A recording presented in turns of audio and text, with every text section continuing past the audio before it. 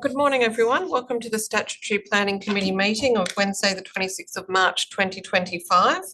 To those in person, there's quite a few of you in person today, welcome, and online. The meeting is being live streamed and recorded and will be available for viewing via the Commission's website and YouTube. Committee members may refer to technical devices throughout the meeting to assist them in considering the information before them. I'd like to start the meeting by acknowledging that we're meeting on the lands of the Whadjuk of the Noongar Nation and pay our respects to elders past and present.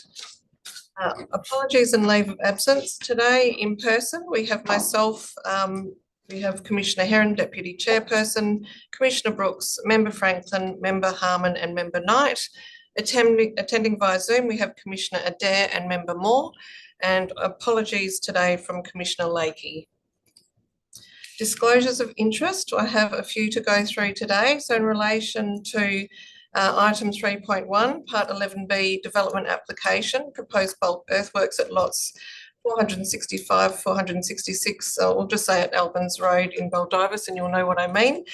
We have Member Franklin with an actual impartiality interest in that Member Franklin has advised that in her consultancy, she's engaged as a sub-consultant by the City of Rockingham to prepare draft local planning scheme number 4 and local strategy, and has advised that she's not been directly consulted on this proposal. Member Franklin, I understand that you are withdrawing from this item. And also just to note that that is our first 11B application coming to SPC, so quite a significant meeting for us today. In relation to item 3.2, the standard structure plan at 877 and 878 Stake Hill Road in Carnup, Member Franklin has declared the same actual impartiality interest. Member Franklin also withdrawing on this item? Yes. And in relation to item 3.3, subdivision on Carnup Road in Baldivis, Member Franklin has declared the same actual impartiality interest and understand also withdrawing on this item. Thank you, Member Franklin. In relation to item 3.4, the reconsideration of subdivision conditions and advice notes for various lots in Hilbert, we have a perceived partiality in Commissioner Brooks, and that Commissioner Brooks has advised that Urbaqua, her employer, are engaged by Development WA on an ongoing basis to provide flood management advice in the Wollongong urban water area. Members, my view would be that it's fine for Commissioner Brooks to remain in the meeting unless there's any dissent. No dissent, that's fine, thank you. And also on this item, Commissioner Heron has declared has an indirect pecuniary interest and has advised that Urbis, his employer, are the applicant for the item. And in relation to item 3.5, sorry, also that you'll be withdrawing on that item. Yes. Thank you. On item 3.5, reconsideration of subdivision position for Wanneroo Road in Sanagra, Commissioner Heron has also declared an indirect pecuniary interest in that Urbis is also the applicant for the item, and I understand withdrawing from that item too. Correct. Sorry, just to clarify on the previous, the Hilbert one, we are making representation on behalf of Stockland in terms of Urbis is. Therefore, I withdraw, although we are not the applicant for that. So. Okay, thank you very much for the clarification. On item 3.6, the proposed MRS amendment in Dayton, we have Commissioner Brooks with a direct pecuniary interest in that Commissioner Brooks has advised that Urbaqua, her employer, are currently engaged to prepare a water management report on this site. I understand that you won't be seeking to participate in this item. That's correct. Thank you. Members, are there any other declarations of interest today? Thank you very much. Just also to note that the WAP is both a landowner and decision maker in relation to item 3.6, the proposed MRS amendment in Dayton. This is an interest in common shared by members and is not considered to prejudice our ability in determining the matter.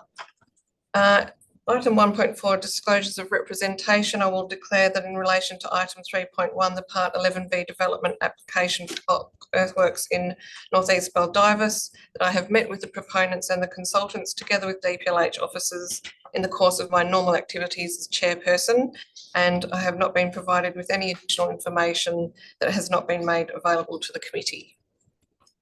Item 1.5, declaration of due consideration. Can all members please indicate that they have considered the agenda ahead of today's meeting? Thank you very much. Questions from members and responses from DPLH staff. We have had some questions ahead of the meeting and they have been recorded in the agenda today. So confirmation of previous minutes at item 1.6 for Wednesday, the 12th of March 2025. Members, are there any issues to raise or comments on the minutes? No, thank you very much. Happy to move or second. Moved by Member Knight, seconded by Member Harmon. Any dissent? Thank you, they are carried. We will now go to deputations. Thank you. I welcome everyone present in order to make a deputation to the Statutory Planning Committee meeting today, either in person or via Zoom. You will be invited to join the table or promoted to be a panellist via Zoom to do the deputation this morning. You have been advised of your allocated time, which will be managed by a timer, which will appear on the screen and count down the allocated time. If you do have a PowerPoint presentation this morning, this will be displayed on the screen throughout your deputation, and you're requested to advise us as you wish to advance the slides. So moving to our first deputation this morning on item 3.2 on the agenda, the standard structure plan in Statekill Road in Carnup, we welcome Warren Spencer and Justin Page.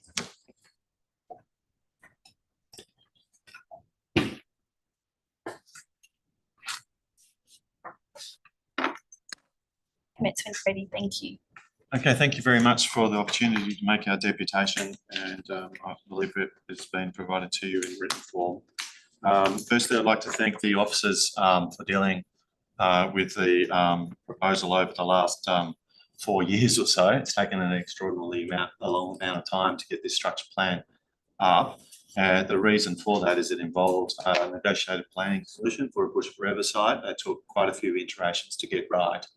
The officers were very proactive from the Department of Planning, and we had at one stage 6 people from the Bush Forever team, Statutory Planning team and the Metropolitan Region Scheme team come and walk the site thoroughly, looking at all the vegetation, identifying what areas could be preserved as open space and what areas could be preserved as bush in the Bush Forever designation. The outcome is that there's 10 hectares of tulip woodland that's being preserved, 8 hectares roughly in a Bush Forever designation, and 2 hectares that's being preserved in open space. I say it's preserved in open space because the overriding canopy of tulip trees will not be touched at all. It's parkland cleared in that location, and so the understory will be beautified as open space and are able to be used for active recreation.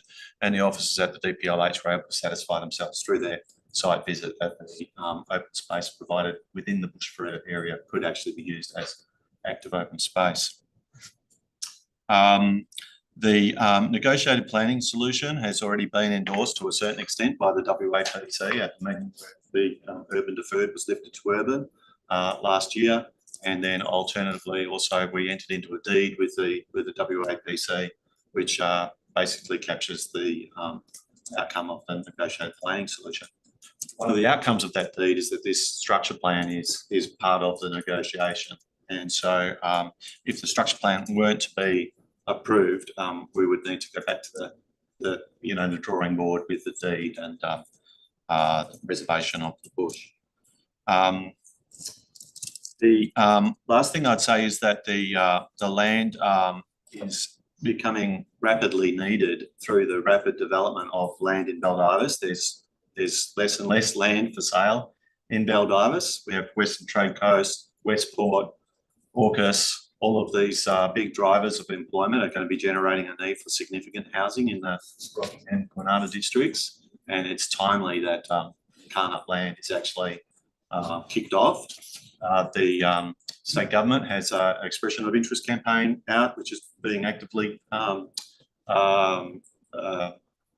processed right now with a number of applicants to take over the Carnup land holding.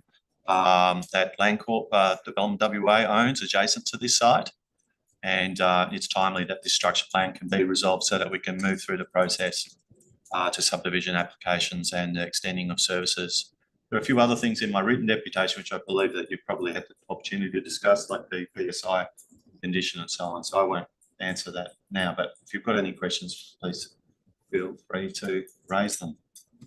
Thank you, Warren and Justin. I will go to members to see if there are any questions. No questions. Thank you very much for your dedication. Thank you.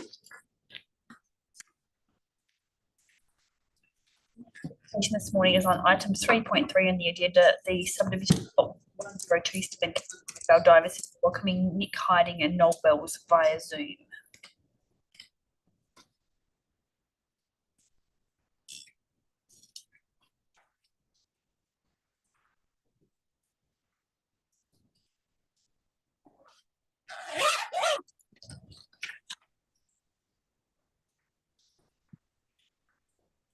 Thank you very much. Can everybody hear me? We can. Good morning, Nick. Noel has also joined. Is Noel expected to present this morning? No, just to be available for questions. So I'll just do the presentation, and if there's questions, Noel can assist me on that. Great. Over to you when you're ready. Good morning, everybody. Good morning, commissioners, committee members and chair. Thank you for the opportunity to speak this morning. My deputation relates to the proposed two-lot subdivision at lot 1027 Carnup Road in Baldivis, item 3.3 on the agenda. This proposal seeks to formalise a unique situation that involves two existing dwellings, but which are accessed, serviced and operated totally independently of each other. This subdivision will enable the owners to be able to move forward in the next chapter of their lives, leaving the son and his family to stay and continue to live and operate a business on site, which has received formal approval by the City of Rockingham to do so.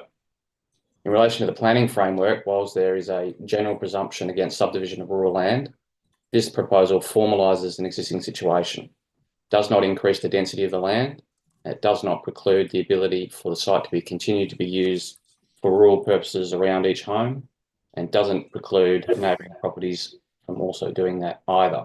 The existing on-ground scenario will stay exactly the same. The site does not have any agricultural importance, so subdividing this portion of rural land is not the same as fragmenting larger rural land that has agricultural value. This proposal should be distinguished from other proposals in the area where subdivision may have been sought by others to simply improve the value of their property with no case to support it. And we note there are other properties in the area that have attempted to do this, but which haven't been supported. This proposal is much different from those kinds of subdivisions, and approving the subject proposal will not set a precedent for others in the area to subdivide. Whilst SPP 2.5 aims to protect and preserve rural land by preventing smaller lots being created, the land is already developed as two lots, so the subdivision actually doesn't change anything in this respect. In SPP 2.5, there are exceptional circumstances that allow subdivision to a size conducive of rural living lots. In our application, we believe that we comply with the exceptional circumstances of unusual circumstances for the public interest, and that is the ceding of the other regional roads reservation, which our client has offered to give up free of cost. And we believe that giving it up free of cost would be a public benefit, because the state would not need to otherwise use taxpayer funds to acquire that land. The Development Control Policy 3.4 goes on to say that the Planning Commission allows in some circumstances subdivision in order to promote better land management and for social benefit. And we believe that for this family, there is a social benefit and will allow them to move forward in the rest of their plans for their life. And I've also submitted a written deputation from the owner's son, setting out the urgency of this situation, the health of the Priester couple. And I hope you've had a chance to review that. We place this into your hands and we hope for a favourable outcome this morning. Thank you. Thank you very much for your deputation, Nick. I will see if there are any questions from members now. Any questions? There are no questions today, Nick. Thank you for your you. verbal and written deputation that was provided.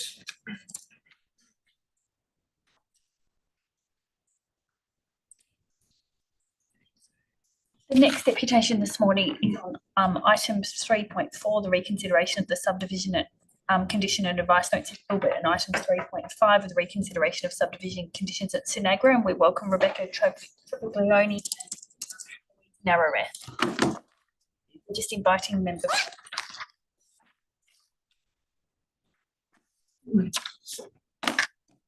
Presentation. We'll just wait for Member Franklin to rejoin. Just a moment. Thank you. Bring up your presentation now in preparation.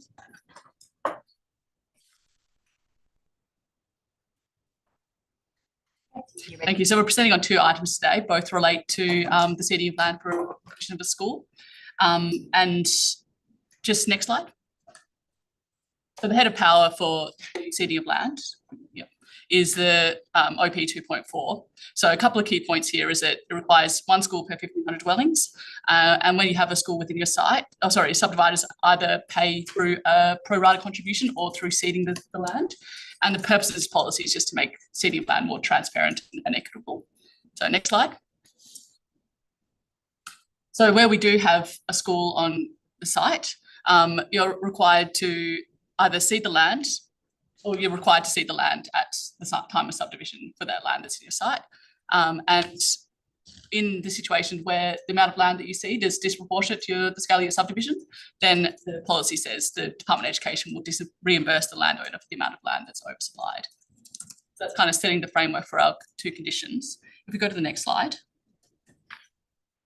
I just want to make it clear up front that we're not actually challenging the intent of the policy, but we do just have some concerns about implementation.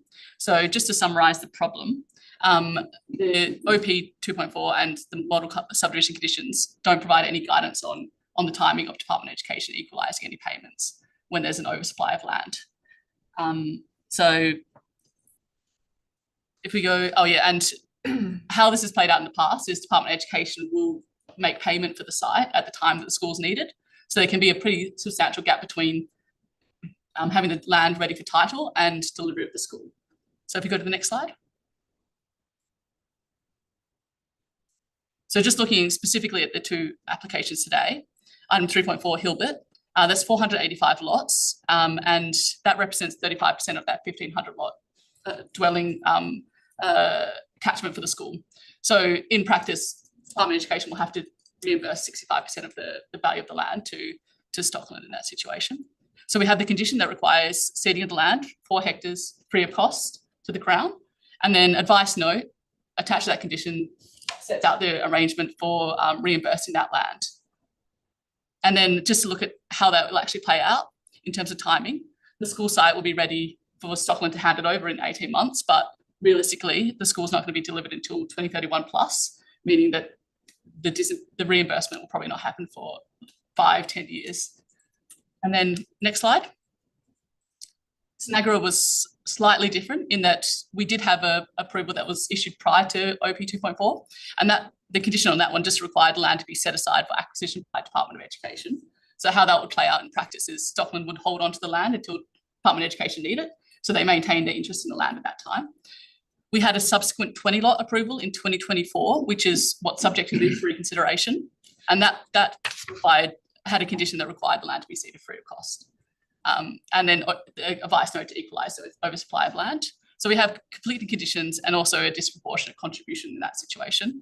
So if we just go to the next slide, and timing wise, school's pretty much ready to go, title wise. So Stockland will have the title as part of the next stage. And the school is not expected to be delivered for at least 10 years. So there's a huge gap between having the land ceded in theory and actually receiving payment for the oversupply of land. And despite imminent titling, there's no commitment from Department of Education to actually make that payment, how that's going to play out. Next slide. So what these two examples show is that we lean really heavily on that advice note to make sure that the overpayment is equalised by Department of Education, both from a timing perspective, it could be at least 10 years, and a lot can change in 10 years, and also just from the mechanics of it as well. The advice note sets out a lot in terms of how things are going to play out. So what we're asking for is actually really simple. We're just asking for the advice note to actually be incorporated as part of the condition, because it provides us a lot more certainty for Stockland, especially over a 10-year horizon. So next slide. I'll just hand over to Louise now. Yeah, I guess just to close out from Stockland's perspective, these conditions require land to be provided, large portions of land to be provided free of cost, some of them as soon as 2 months away. The premise of these conditions is OP 2.4, and that seeks to create a transparent and equitable methodology for delivering these sites. OP 2.4 is clear that will be reimbursed, and we're happy and willing to provide these sites and are gearing up to do so. However, both approvals with their advice notes, as Rebecca has mentioned, aren't legally enforceable and therefore don't address our concerns on timing. In our experience, it's typically 5+ years that we receive payment for school sites after title is created. So it's this disconnect between title, ownership and seeding or handing over that title to getting payment back, which no landowner would be happy with. These 2 reconsiderations have been under assessment for almost 12 months, during which time we've substantially progressed works on site. As we've mentioned, the Sinagri example is the most pressing. We'll title that school site in less than 2 months, and this condition says we need to cede that land over free of cost. We're not expecting payment of that land back for 10 years, and that's the advice we're receiving from Department of Education, which is based on when the site will actually be needed. This reflects the delivery realities and unintended consequences over OP 2.4, which aren't transparent or equitable. We're supportive of the provision for these school sites and will continue to provide them. We just ask that payment is made when the site ownership is handed over. And I guess to close, the conditions as drafted provide no certainty for us as a proponent. They're disproportionate with the scale of the applications, and they're not fair or reasonable. Love to take any questions. Well, thank you, Rebecca and Louise. Open for questions, members. Go ahead. Thanks, guys. The inclusion of the advice note, elevating it to a condition, how does that deal with the timing issue? Do you want me to take that one? Yeah. It just provides more certainty. So in 10 years' time, when payment does, we start looking at the negotiation for payment. If there is any dispute between Department of Education and the landowner, Stockland, then we're leaning on an advice note, which is not legally enforceable, to kind of to enforce those arrangements. It just give a lot more comfort if it's a condition which is legally enforceable and can be basically legally enforceable. It gives us certainty that if things do change in the next 10 years, we have a legally enforceable tool to actually get that equalisation. Okay, so you're happy to wait for the reimbursement, is what I'm hearing. I think there is a strong desire for the ownership to be provided at the time of the title ownership and payment to happen at the same time, which is always how it's historically happened under prior policies. OP 2.4 provides no guidance whatsoever on this. Our view is we would want it at the same time, but we understand that that's not where education is at right now. We would like to work towards closing that gap, and we do advocate quite heavily for the early provision of school sites or timely provision, let's say. So that would help address that. I think this condition, amending the advice notes into the condition, only resolves that to some extent. It doesn't fully resolve that. We would still need to take up that engagement with education. So Department of Education have intimated that it's likely that they will reimburse you when the school's needed. Is that where things are at the moment? Yes. And I guess the other thing they've flagged is they are not set up for this new structure. So historically, there's a sales contract, there's a settlement, and there's payment at that time, and they have a process around that. This is ceding of a Crown Reserve, and they would have to make an ex gratia payment, is what they've said. They don't know how to do that at this point in time because there's no contract. Harmon, anything further? Okay, thank you. Members, any further questions?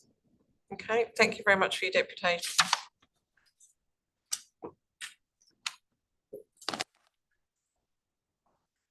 Invite Commissioner Heron back and farewell member Franklin and move information on the agenda this morning, which is on item 3.1 on the agenda, the Part 11B development application for the proposed bulk earthquakes in IMS.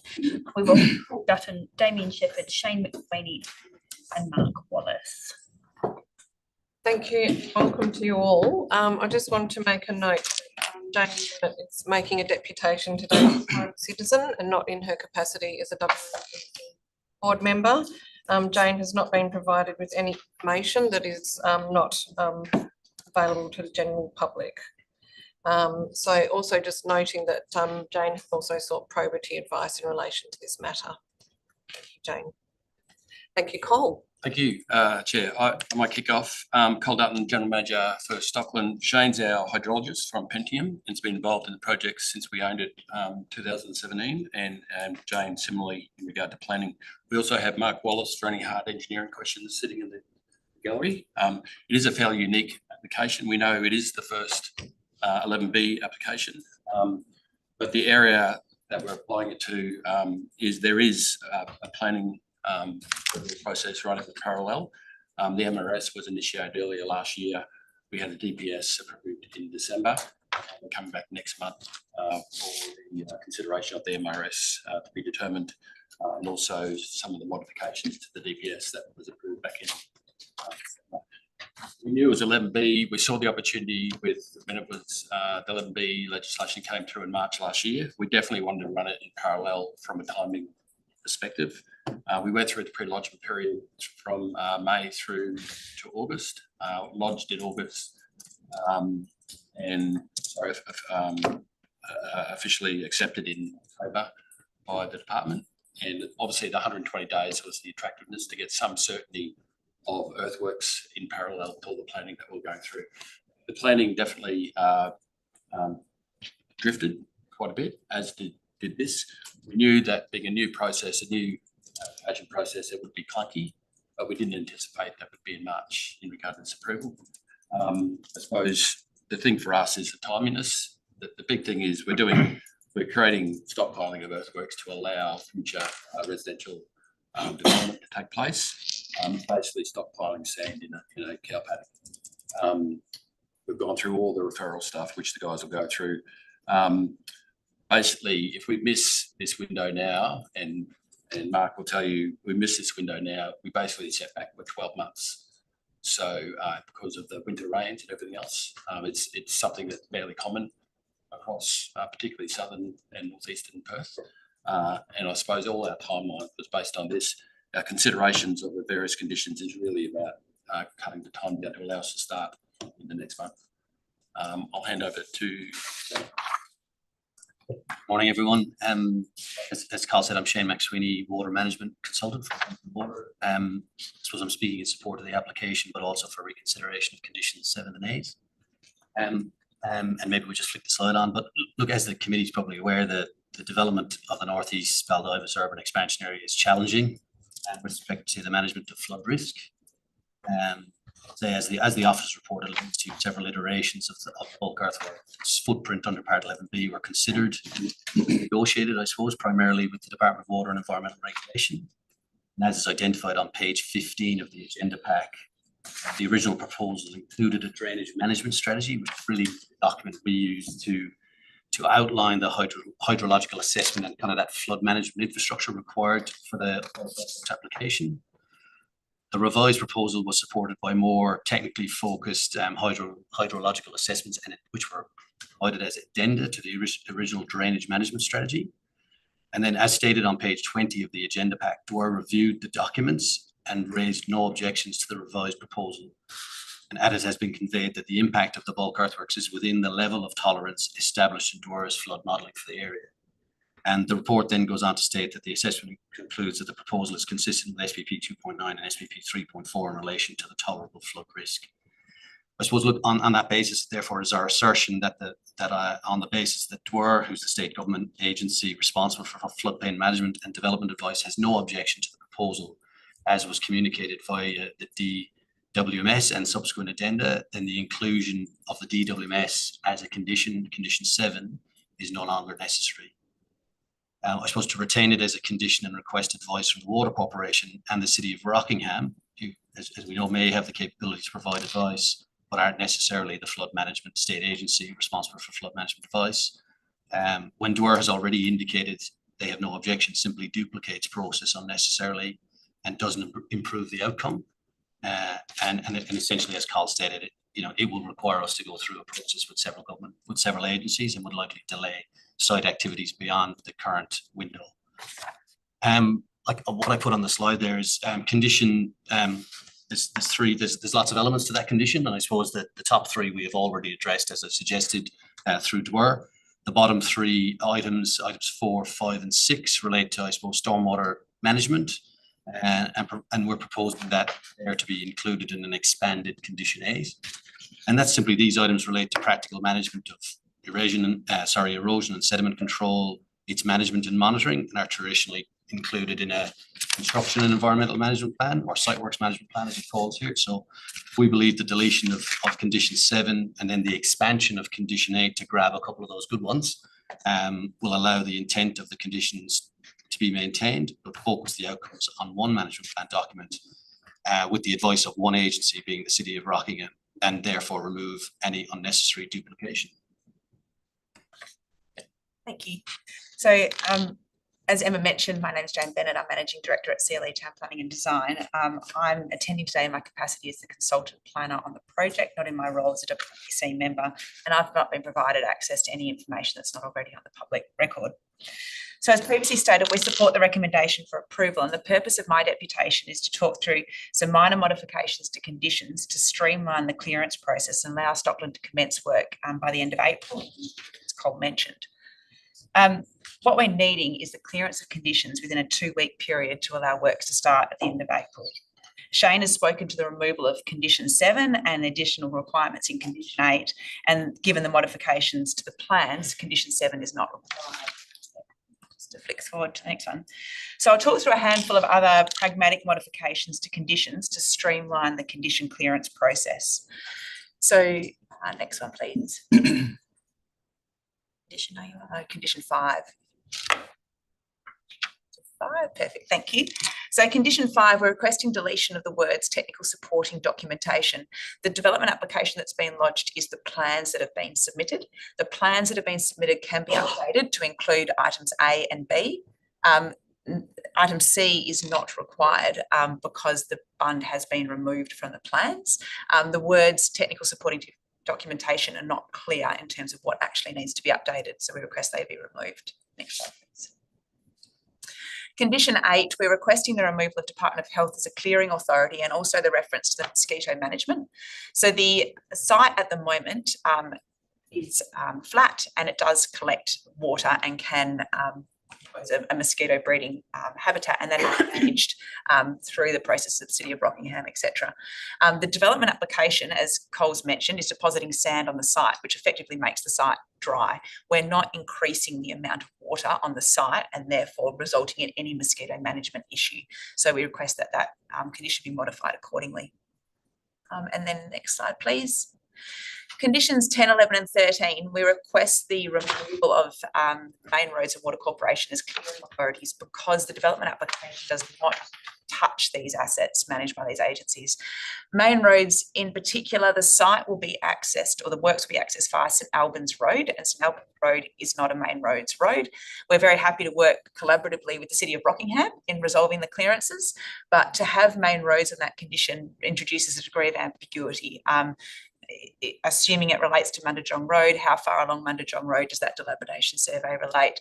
A dilapidation survey, the advice from our engineer, is not a standard condition on a bulk earthworks development application. So whilst we're happy to wear it, and that's okay, and we'll work with the city, we would like to remove that ambiguity and the risk around that clearance process.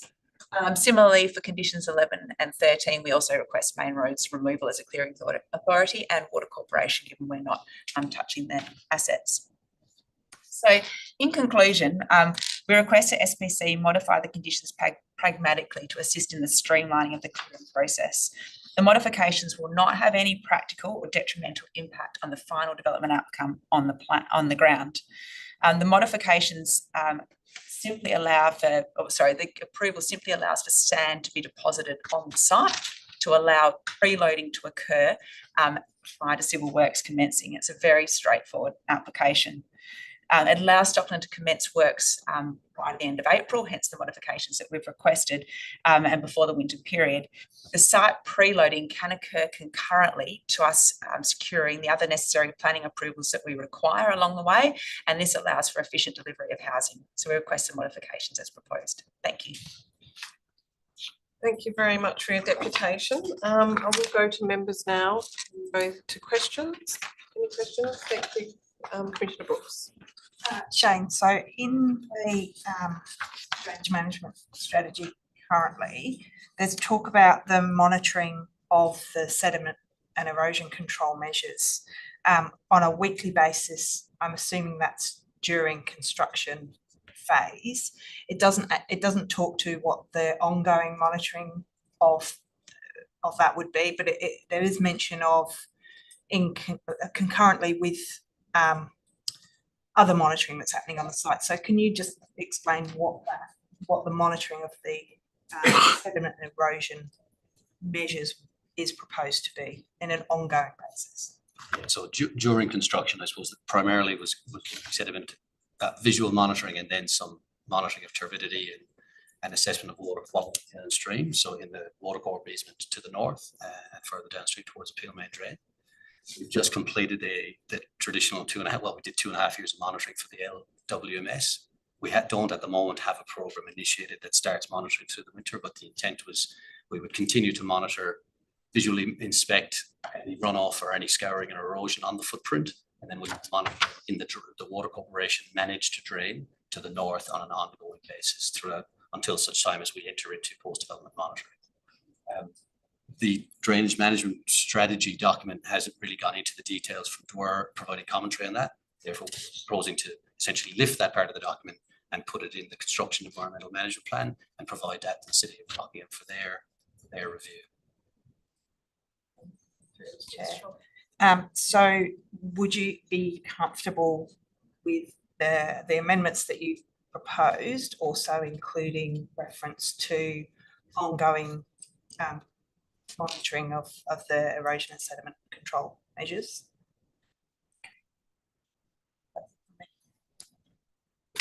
Any further questions? Go ahead, Commissioner Herron. Thank you, through the chair. Just in relation to condition 7, which is requested to be removed, and noting obviously that the reason is that is given due acceptance of the DA. However, obviously DUA have also sought the drainage management plan as part of their support. So has there been any discussions which we should be aware of in terms of DUA? And can you just expand upon the concern around providing that drainage management plan or the updates? Yeah, I think I'll start. Firstly, I'd say I haven't seen the advice from Dwyer to Department of Planning, Land Storage or SDAU branch. I haven't seen the final advice, so of whether they have requested the drainage management strategy. We have sought advice from Dwyer as recently as yesterday to understand if they really wanted it. Let's put it that way. But we feel, I suppose, in the absence of that information, we feel that they've already stated that they have no objection to the proposal based on the larger flood risk management. And really what we're talking about in the remainder of the conditions as stated under the original condition 7 is they are more likely to be the stormwater management and ongoing management and monitoring of the impact of earthworks. So our feeling is that the bulk earthworks largely is supported by Dwyer, if that makes sense. Yeah. And I also do note that we, just for your awareness, that the part B, which refers to drainage management strategy, that it should actually be a management plan, not a strategy based on advice we received. So just wanted to make you aware of that. The other one is in relation to condition 8 in the Department of Health. And I take on board the point that there is no additional water, if you like.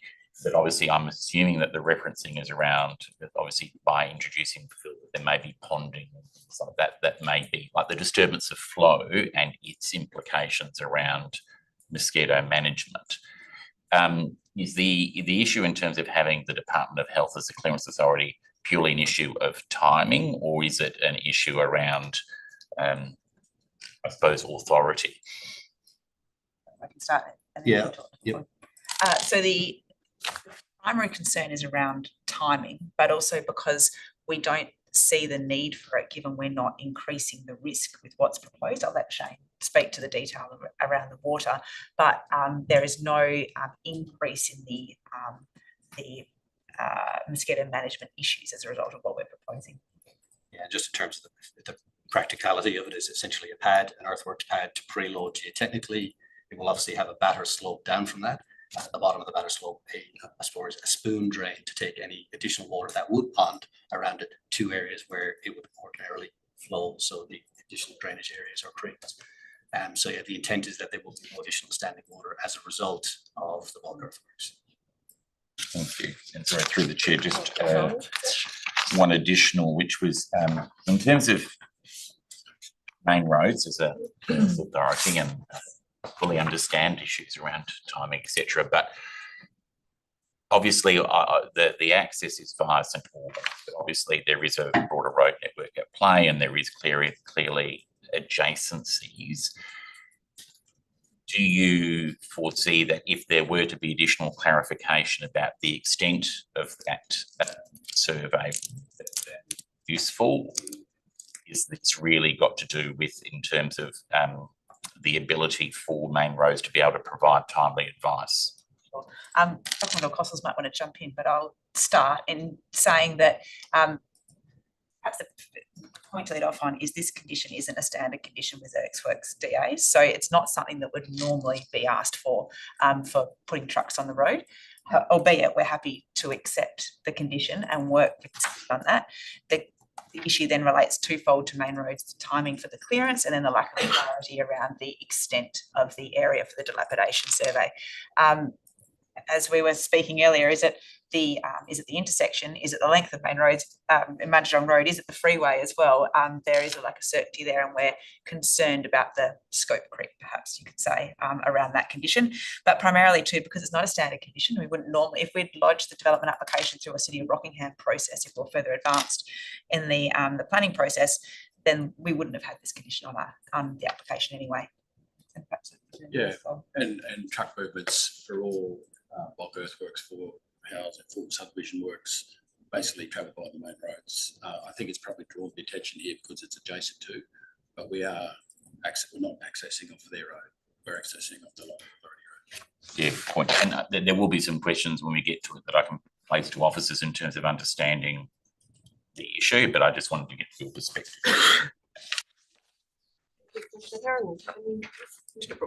So just one more in relation to condition 12. I was reading that one and I wasn't certain how that would be demonstrated and or cleared. So I just wanted to get your take on whether you felt that was one that you were comfortable with, or whether Yeah, look, how you were going to demonstrate that was my question. Yeah, I think I was equally, I suppose, unsure of what exactly would be required to clear that condition. But I believe that in the plan that we would present filled, stabilised, drained, graded as required to be contained on site, and it would be simply through a plan. And that plan, I think the clearance authority is the Western Australian Planning Commission, and all others were qualified as an advisor. So simply through a plan was how I had viewed it. I did think it was maybe could be considered ambiguous, but we chose our battles. Thank you. Members, any further questions? Okay, there are no further questions, so thank you very much, Cole, Shane and Jane.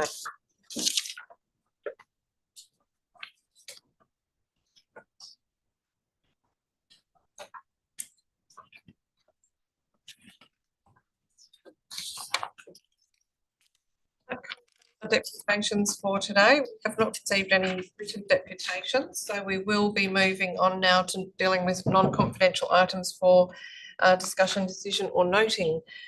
First, we will be dealing with the Part 11B significant development application, so item 3.1, which is the proposed bulk earthworks at lots 465, 466, 1061 St Albans Road, for determination. And we are joined today by Paladin Turner, Katina Marchbank, Rachel Bridges and Kira Clark from the SDAU.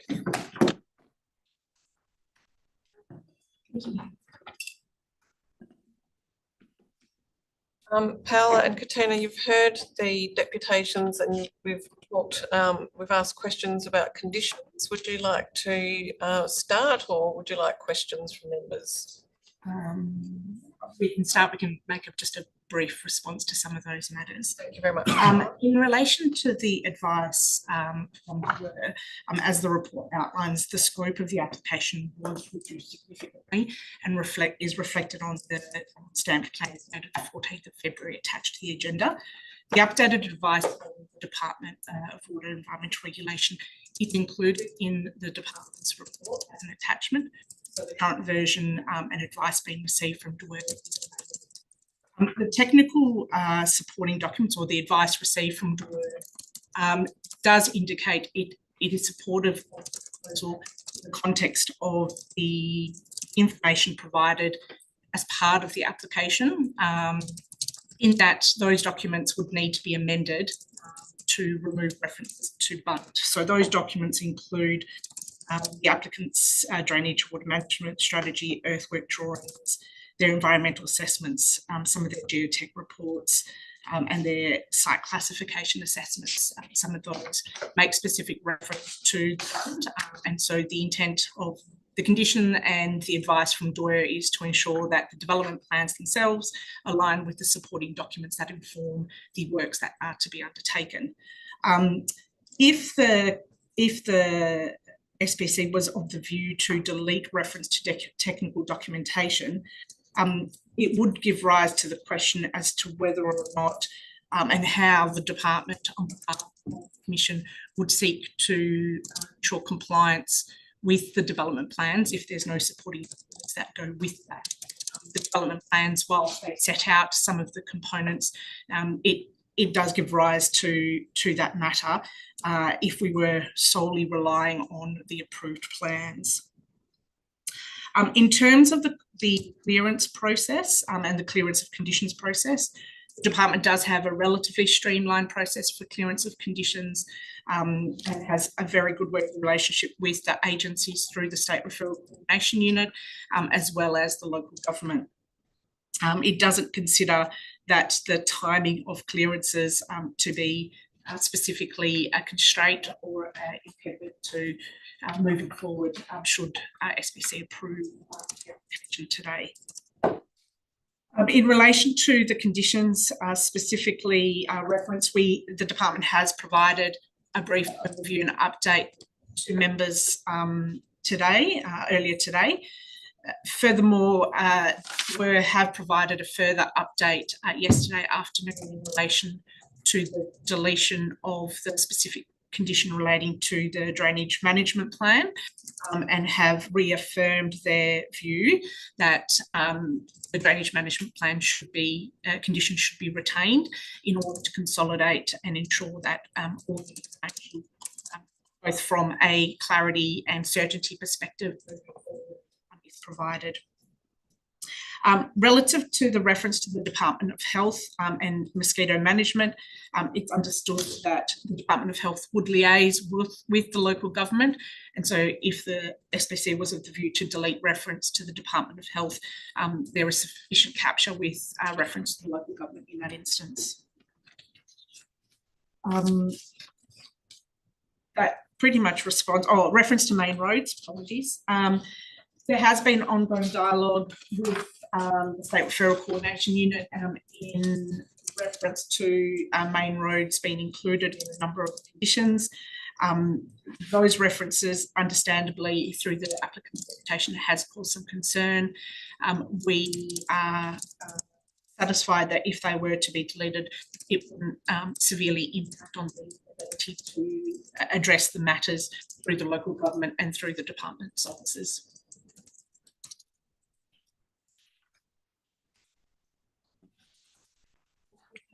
Probably I'll just start with the issue of the conditions. I think the main issue flagged is that the applicant is hoping to be with what you've outlined. Are there any conditions there? So, through the chair, ordinarily the clearance of conditions process where we engage with either local government agencies we would call both agencies approximately 2 weeks for that clearance process to take place. If all the matters and the information provided by the applicant addresses those conditions, then we would seek to deal with it in a relatively timely manner from there. But a 2-week process is usually the time afforded to the agencies to ensure that all the matters that need to be addressed are addressed. Any further questions? Thank you. In terms of let's dealing with condition 5, and the issue of the approved development plans and technical documentation. So the changes to the technicals, I understand the context in which you're referring, but are we just talking about a simple addenda to those documents, or are you talking about having to have full reference changes? Because there will be there's a sheer technical time issue associated with that, versus perhaps an addenda which could be a more time effective option. Can you just perhaps give you on that? Sure. In terms, through the chair, in terms of those modifications, some would be just deletion of text and updated documentation submitted. So it's not an addendum per se, it's actually removing some of the content and references from the documentation simply to ensure that from a compliance and enforcement perspective, we have the consolidated set of documents that relate to the development in the event that compliance or other action would be required to be taken. Having an addendum to remove reference to documentation or references within the document could be quite onerous, because it would then become a line by line page 25. And so in essence, it may be just as effective to remove reference from the substantive document. Through the chair, also the as I understood from your commentary in relation to the drainage management plan and obviously its requirement, and there has been additional advice from you suggested yesterday, is that? It was just to through the chair, it was just to reaffirm the advice that they had provided earlier, that a consolidated document in the form of a drainage management plan would be required. And can I just be also clear, so, and part B of that, where it currently refers to the improved drainage management strategy, that should actually be a plan, not a strategy, is that correct? Through the chair, that's correct. And through the chair, just finally, in relation, as I understand it, the references to main roads, you're comfortable that the City of Rockingham would be a suitable clearance authority and would be able to cover off, because I do take the point in terms of the trucks are going to go on the roads regularly. Through the chair, yes, between the referrals to government and internal staff. Paula, just in addition, I think in relation to condition 11, dealing with dust management, we've heard from the applicant in relation to dust. They have requested that Water Corporation and may be removed and that would be remaining as the providing of. You also be through the chair, yes. Members, any further questions? Commissioner Adair, go ahead. Thank you, Chair. Paola, can you, with relation to condition 8, can you just outline a bit more about the need for the Department of Health to be incorporated there? Through the chair, there are, sorry, I'm just bringing up there is an interplay between mosquito management in that instance, and so as a result, if the SPC was inclined to remove reference to the Department of Health in that instance, there is sufficient capture with liaison with the local government in that matter. Chair, while I have you, also in relation to 8, so we've been requested to delete 7. Now, I understand that your advice is to retain 7. if those are the Roman numeral 22 and 23 as put by the proponent were to be added to 8, do you still feel that we need 7 when you're capturing those points in 8? And Commissioner Adair, also just to flag that Commissioner Brooks has flagged ongoing monitoring of sediment erosion control could also be added, and the applicant was supportive of that. Yeah. Through the chair, condition 8 deals with construction management during the works phase. It doesn't actually, in the way that the condition is currently crafted, once those works are completed, the construction management plan is effectively satisfied. And so it's the question of ongoing management and compliance with certain terms that are agreed upon as part of that plan that would enable ongoing management and compliance. Okay. Thank you. Thank you. Anything further, Commissioner Adair? No, really, it was just about condition 5, the removal of the reference to the installation of a bund. I don't believe there'd be any issues with that, but I'm interested to hear from Paola. Paola, that was in relation to condition 5, part C. Remove any reference to the installation of a. Through the chair, the removal to the reference to the bund is as a result of advice through Dwyer and their recommendation to ensure that all the documentations comprehensively remove any reference to the bund. It's been added for the avoidance of any doubt.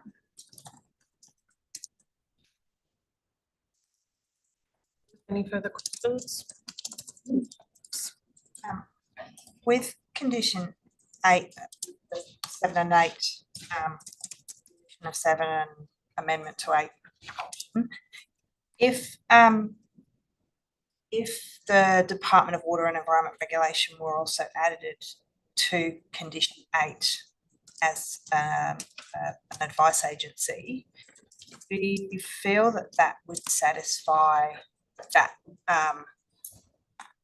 yes, the need for them to continue to have some input on those other measures? So we moved those measures about the ongoing management into that condition and included the Department of Water and Environment Regulation as an agency, referral agency condition. Do you think that that would address their concern in relation to the drainage management regulation? Through the chair, it would then, it is possible. However, the function of the construction / site works management plan would need to change in terms of its scope. At the moment, it's purely a site works construction management plan with a fairly limited lifespan. The information, whether it's a standalone document or it forms part of a construction and drainage management plan, would be open for SBC to consider on this occasion. But we would need to ensure that the ongoing implementation would be suitably captured and addressed.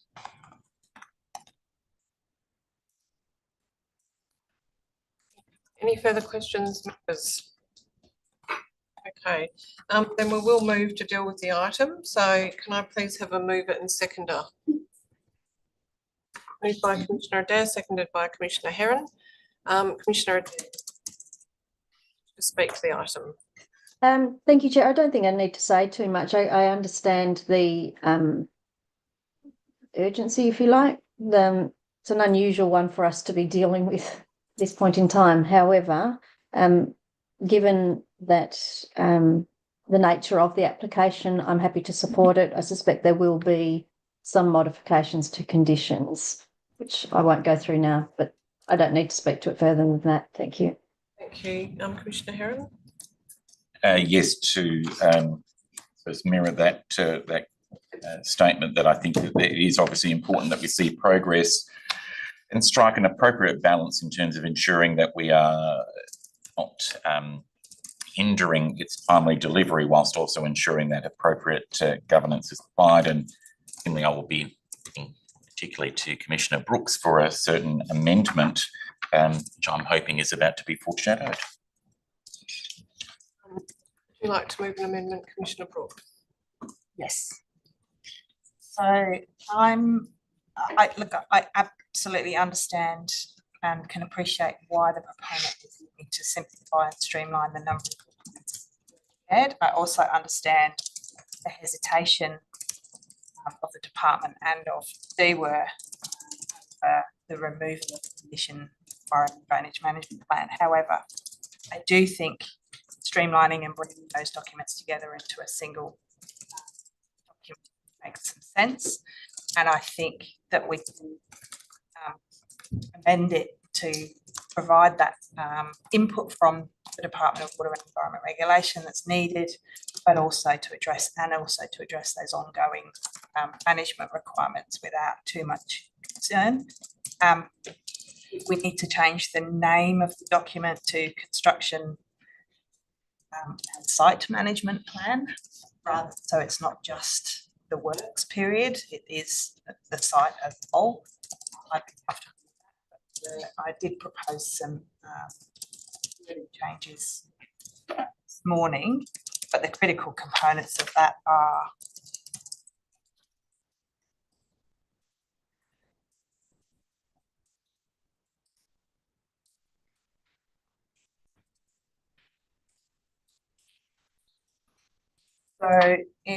at the beginning of condition 8, prior to commencement on site construction works, so we change that to a construction and works and site management plan is to be submitted to approved by the Australian Planning Commission on advice from the Department of Health, Water and Environment Regulation, and the City of Rockingham.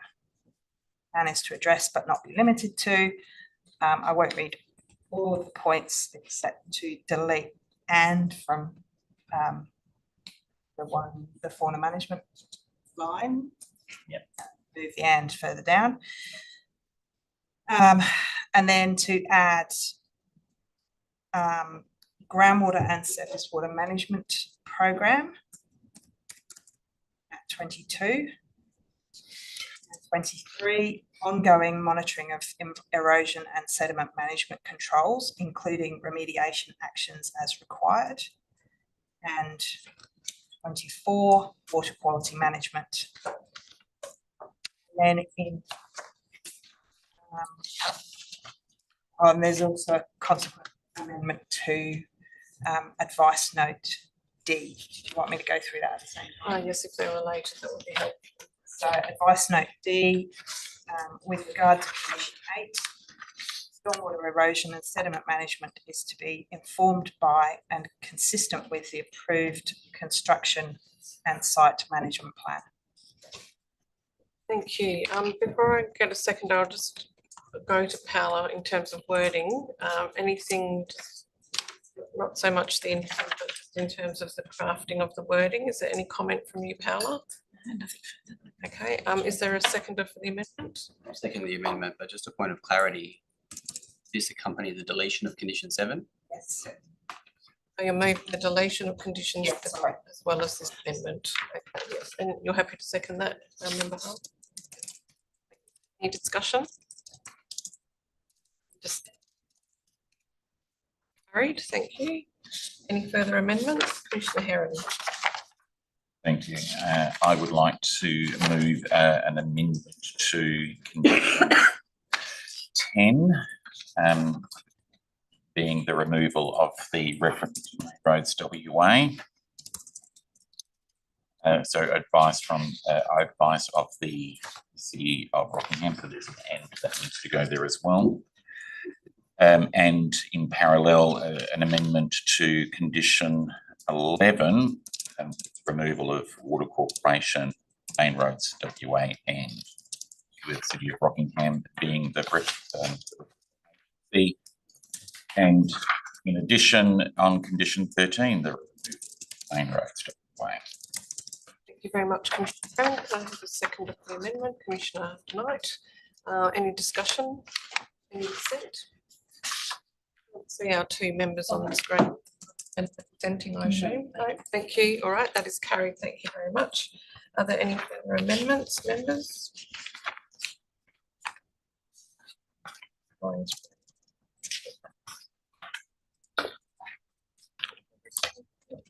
right, we're not having any further amendments being put forward, so we'll open it for further discussion if there is any further discussion. If none, Megan, as the mover, do you wish to close debate, or you've said your piece? I've said my piece. Thanks, Chair. Very much. Okay, is there any dissent?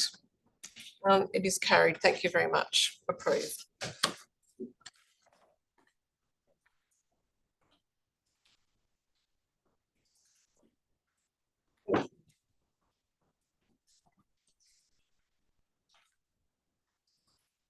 We'll move to item 3.2, which is the standard structure plan in Stakel Road, Carnup for determination. And we are joined by Justin Breeze, Aidan O'Brien, Zarina McDonald and Ron Windass.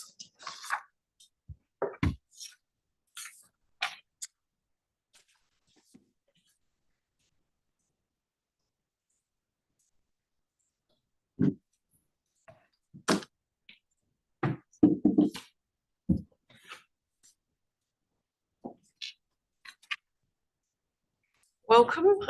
We've heard a deputation on the item. I'm wondering if you have any comments to make or whether you'd like to go straight to questions. Through the chair. Look, firstly, we have circulated a change schedule of mods. We're quite happy to do those as a subdivision condition. I think that's all been circulated, so I totally agree with that. And yeah, it's been a pretty extended process, and everyone's worked really hard to get it to this point. Questions, members? Member Knight. Thank you. I just wondered if you could talk us through the reduction in the buffers for the spray drift, the over buffer. Yeah, I'll hand across.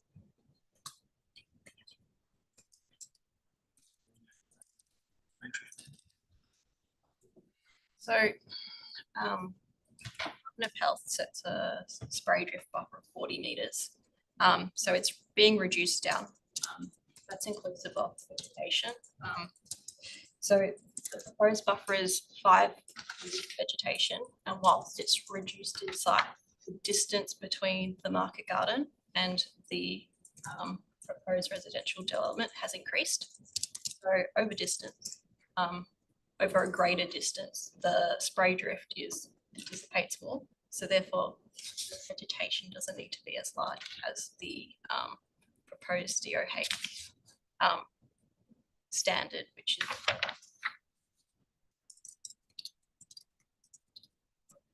sorry. I could add to that. The reduced area also includes a 2 metre high solid masonry noise wall, which should do quite a bit to ameliorate the effect of spray drift from the market garden. Members, questions? Just, I couldn't see any reference in the report. Is there a local water management strategy to support? A local water management strategy has been prepared. The Department of Water and Environmental Regulation has requested that a number of updates be made to that document, and the schedule of modifications does include the update of the strategy to Department of Water specifications. And one more for the chair. In relation to the request to move the requirement for the PSI later in the process, I understand the need for the PSI. It also makes mention of a potential sampling and analysis plan. Is the aim of that to provide information then for subsequent water management plans and other environmental, potentially remediation plans and things like that? Is that an expectation that those kinds of things are going to be required at the site, or is it just, I'm wondering why it's been proposed to be early, whether there was a particular reason for that. The requirement for, yeah, so it's positioned as a supporting document rather than as a condition in future, for future. initial discussions, and it wasn't raised as an issue at the time, was that this would be something it would be good to be to occur up front. However, that said, a condition of subdivision moving forward does give the developer the time to work through those processes through the duration of approvals. So it's not a concern, and we do it as a subdivision condition as well later on in the process. Some more. It's quite often that the city typically asks for it upfront prior to subdivision. And I think the reason for that is because it's a preliminary site inspection, it seems to make sense to have that sort of closer to the front, as normal standard conditions of approval also deal with testing of soils and things like that. What I didn't realise, and although I wasn't challenged by the city, is after talking to the applicant, actually more beneficial to have it as a condition of approval, because worse procedures in terms of looking at that report and giving their advice on that is a lot more clear in terms of response times. So there seems to be sort of it's an unclear process to just have it sort of just out there. It's much more beneficial for both DWER and the applicant in terms of speeding things up.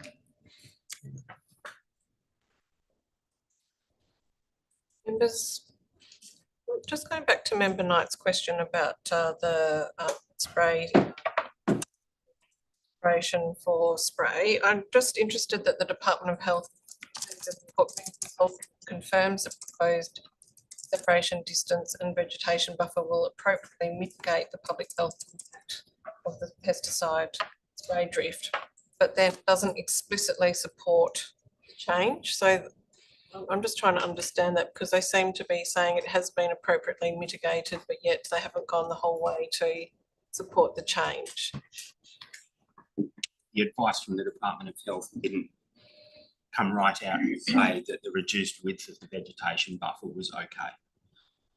But they acknowledge the mitigating measures as appropriate. Yeah, like to add to that, like a policy position, but there's additional mitigation factors that are occurring, which on balance, they seem to agree will be okay, but they haven't yet categorically said that. Okay, all right, thanks for the clarification. All right, Commissioner Heron. Thank you. Through the chair, it was the local centre. I just wanted to clarify, because he talks about a potential makeup of that local centre at 2,500 metres. However, subsequently then talks to a reduced size based on feedback from the city in terms of a local centre. Can you perhaps talk to, like, so in terms of what we would be approving today, would it be in terms of a net litter area of 500 square metres? So it would be the smaller local centre size. No worries, but however, that's obviously about the retail net lettable, and childcare and other things may form part of that centre, is my understanding. Yes, thank you. The question, yeah. Okay, we'll move to it then. It's remover and seconder, please. Commissioner Heron, seconded by Commissioner Brooks. Is there any discussion? Any dissent? Would like to make a comment? Yeah, I just wanted to foreshadow an amendment to the modifications table to move the PSI from the supporting document to subdivision applications to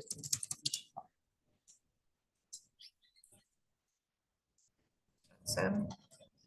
Is there a seconder for the amendment? Do you want? Yeah, my reasoning is I think we know that it's market gardens, there's likely to be nutrients there, there's likely maybe some fertilisers and things like that, but there are relatively well-established processes to deal with that within the site, and just to enable that streamlining of when documents are required and getting agencies involved in the regular back and forth, and having that more definitive time frame to things as part of the subdivision conditions, I think is just for a site like this, I think it's a risk to allow for that. I think has already been picked up. Through the chair, Just to be clear, I should have pointed out that we are operating under the updated modifications, which is at attachment 14. Right, one, but maybe I wasn't. Okay, that's fine. That's already been captured. That's fine. Yep. So happy with that? Okay. Members, anything further? So yes, just noting that we are adopting this with the updated schedule modifications attachment 14. Dissent. You noted Commissioner Knight dissenting. Thank you. Moving on to item 3.3, subdivision of 2 lots on Carnot Road in Baldivis, and we are joined again by Justin, Aidan and Taylor.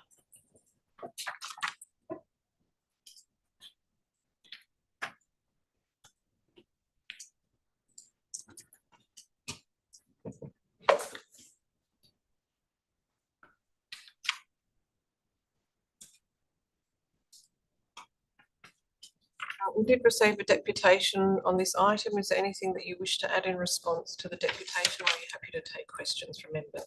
Thank you, Chair. Look, I think everything that was raised in deputation has been covered off in the report.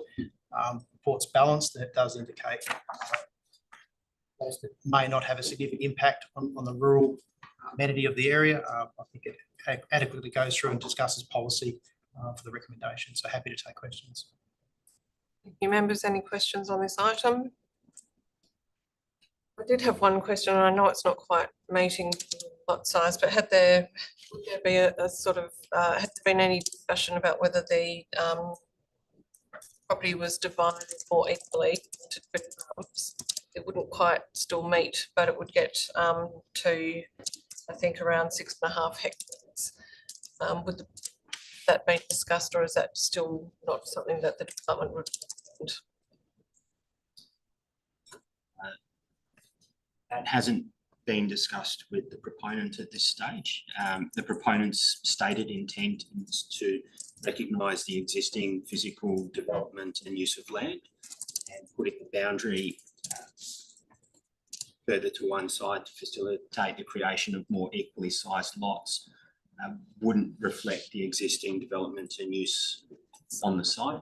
The proposed location of the boundary follows an existing fence line between the dwellings. Understood, thank you. All right, that's what I'd ask.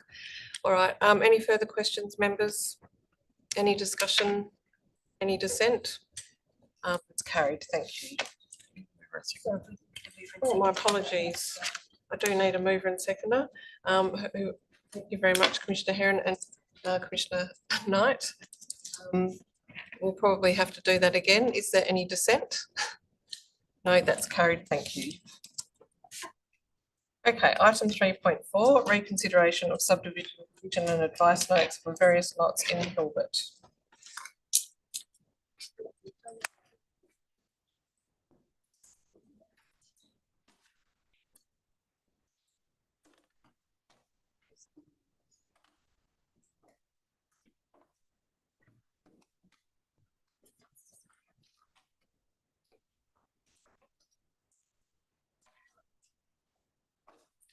Thank you for joining us. On this matter, you've heard from the deputation it was in relation to 2 items on some issues, but in relation to 3.4, is there any further comment that you'd like to make?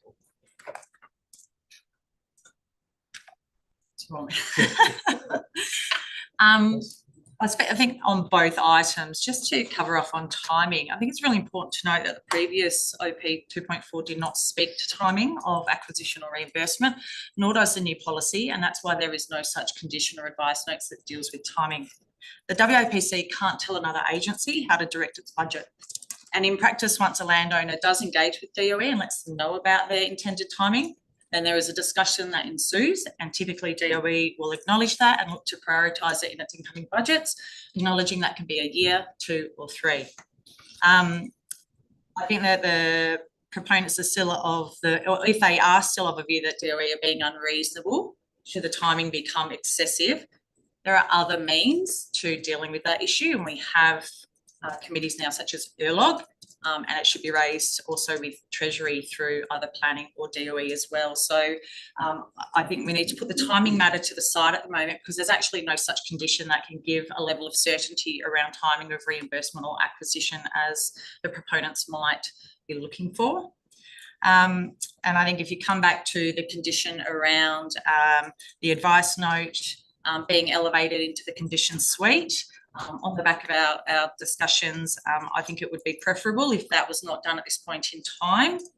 It means that we have a suite of and a range of conditions and advice notes out there when we may have just a little more light in that space in the coming months, that if we do look to make any kind of minor amendments in that space, the Commission and the SPC might be better informed in a couple more months.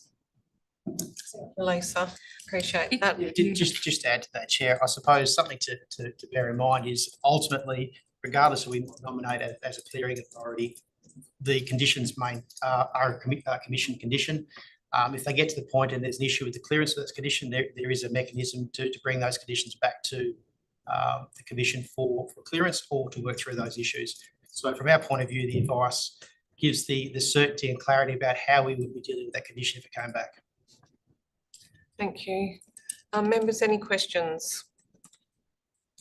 Okay then, yes, Commissioner Adair. Thank you, Chair. Look, I have some sympathy with where the applicants for both this and the following are coming from. And I think that I understand, and I'm happy to get comment from the officers more, that you're talking about what's coming and how you're working through a new suite, etc., of conditions. No one's arguing about putting on a condition at this stage, as far as I'm aware, about certainty of timing. It's actually just about certainty of the actual condition. So an advice note is that, it's advice. It's not binding whatsoever. So I can understand that going forward, you want to have an appropriate and consistent approach, but these are already in place. So what is the argument to not promoting these to the advice notes to condition?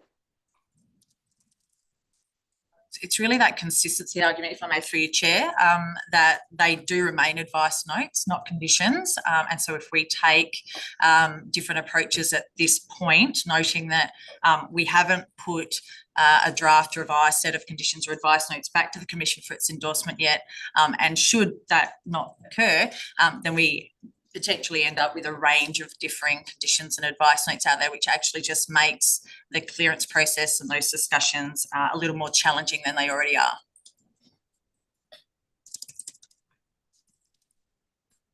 Okay, so we're talking about a potential taking this forward to the WAPC to relook at the model conditions.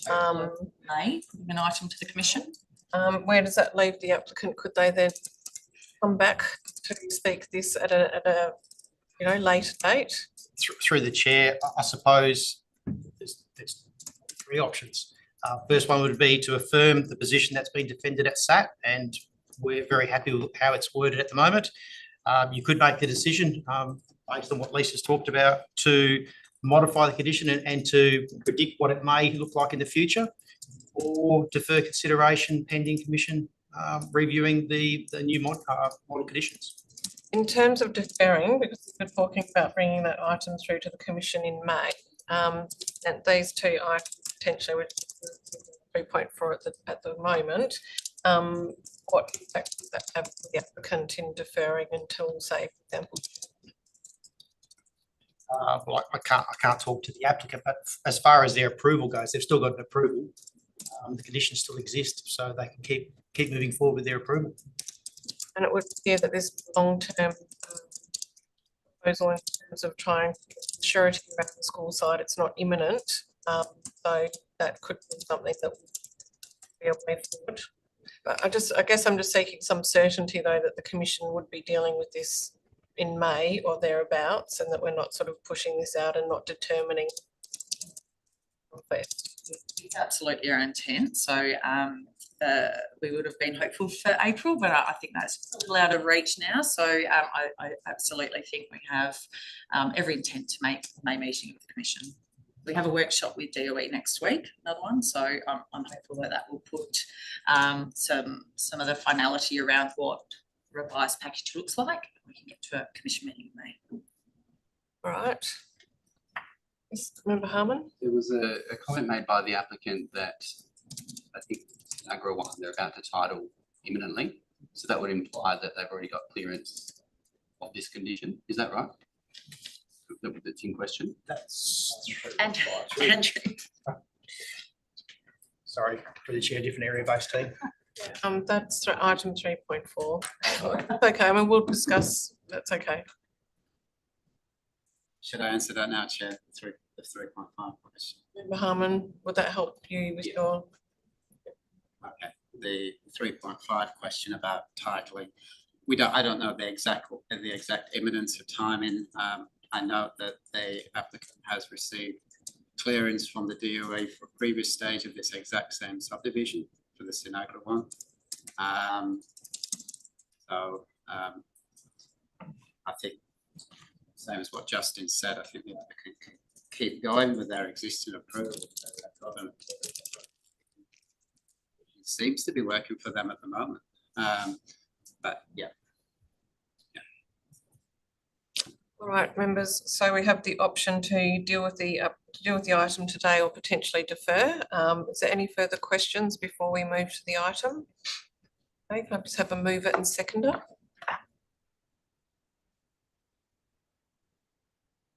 I'll move it. We do need to move and second even if we are going to defer, seconded by Commissioner Brooks. Commissioner Adair? Sorry, no, that's okay. I'm just going to, I suppose I would like to flag an alternate. An alternate? Should this not proceed? Okay. Okay, so look, I'll just note that the decision around conditions, model conditions, and the policy does really sit with the WAPC. I can see that this is raising a concern for applicants. We've sort of discussed about whether it is actually eventuating in terms of it being more of a perception or a reality. We're happy to listen to applicants in that regard. But given that we are talking about bringing forward the model conditions to the Commission in May, I do think that that is an important consideration. It would allow for us to deal with this in a consistent way. I can't see any timing impediment if we were to defer these items for a couple of months. It might be a better outcome. So I would be suggesting that, but I would like to hear from others before taking a deferral motion. Commissioner Adair, do you wish to speak? It's been moved and seconded, but if you can put your view on the motion. Yes, certainly. I won't be supporting the current motion, Chair, because I do believe that this is an ongoing concern. I understand the position from the department and the need for some further advice to the WAPC and some decisions in relation to model conditions, but this is going to be an ongoing issue. So I would rather, I'd be supporting a deferral, and I have some wording in that regard, rather than actually proceeding with the recommendation as moved. Very happy to have that. Is that everyone happy to move before I move to the deferral motion? Does anyone wish to speak? Happy for you to go with that. Do you need to put that motion and have it fail before you get a deferral? I think that we can.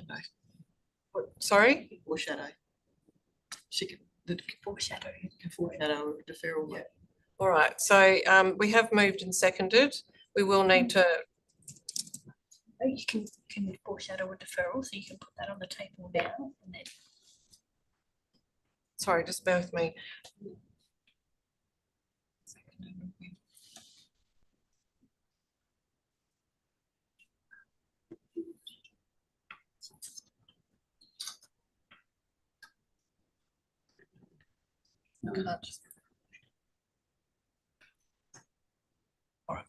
All right, would you like to put forward your motion for shadow it now, and then we can take the vote on this item? And if that fails, then we can come to your deferral motion. Thank you, Chair. I mean, it's probably a procedural matter more than anything else. I would like to foreshadow that I would move to defer item 3.4 for consideration until no later than June 2025 to allow further information on model conditions and application of advice notes. Thank you very much. So I will put the motion currently dealing with. We have had a deferral. Is there dissent to the current motion? Yes. Sorry, Megan is showing dissent. Yes, Rebecca? Yes. Thank you. That has failed. So we have a foreshadowed deferral. Do you wish to move that procedural motion, Commissioner Adair? I do. Thank you, Chair. Do you need me to read it again? No, I'm happy to second. Okay. We have the wording. I can massage that wording to turn that into a deferral motion. It is a procedural motion, so we don't have discussion, but I will see if there's any dissent to the deferral. The deferral is carried. Thank you.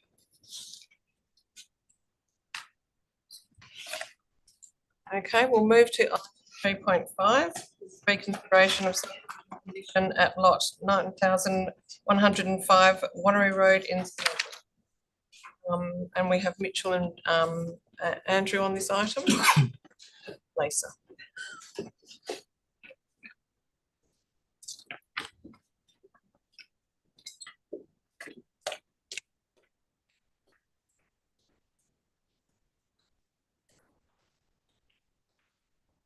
We are dealing with these items as two separate items, so I will just take any specific questions on 3.5. We've heard about the model condition issue, etc., but if there are any particular questions on this item.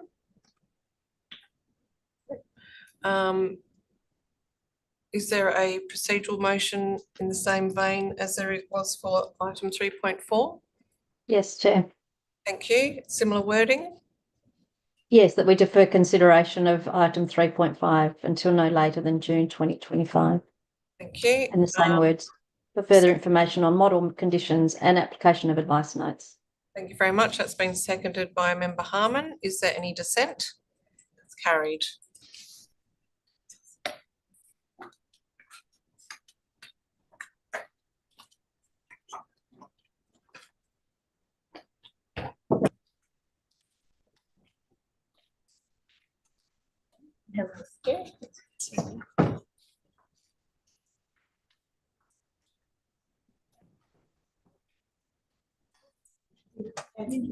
Tag.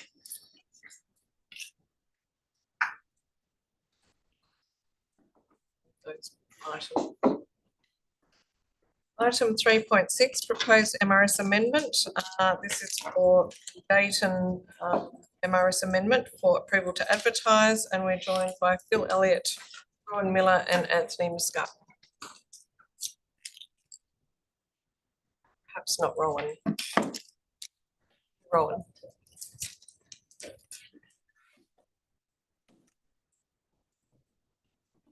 Phil, Anthony, do you want to add any comments to your report? No. Have we got questions? Any questions, members? There are no questions. Can I have a mover and seconder, please? Moved by Member Harman, seconded by Member Knight. Any dissent? Carried. Thank you.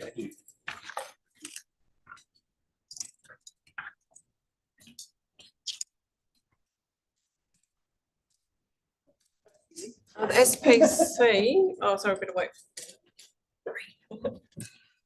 The SPC now needs to move to consider confidential items, so I will need a mover and seconder to close the meeting to the public. That's moved by Member Franklin, seconded by Commissioner Brooks.